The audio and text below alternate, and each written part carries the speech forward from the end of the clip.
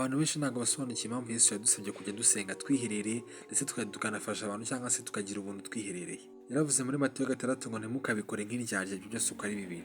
N'iki yarashatse kuvuga? Kubera icyo atashakaga yuko abantu babimenya. Niba Yesu we yaraje kudupfira ku mugaragaro, kuki atashaka yuko natwe ibyo dukora bigaragara ku mugaragaro? Impamvu Yesu yavuze ibyo byose ni uko yagiraga ngo ibyo tuzajya dukora tujye tubikora tubikoreye we, tutabikoreye abantu. Kugira ngo urusheho kubyumva, reka nguhe urugero. Uzarebe iyo abantu bakundana, iyo bashaka kugirana ibihe byiza cyane kurusha ibindi, bajya ahantu biherereye bagatembera ari bonyine. Ntabwo baba bashaka nyine urusaku rw'abantu benshi, baba bashaka kugirana ibihe byiza ari bonyine.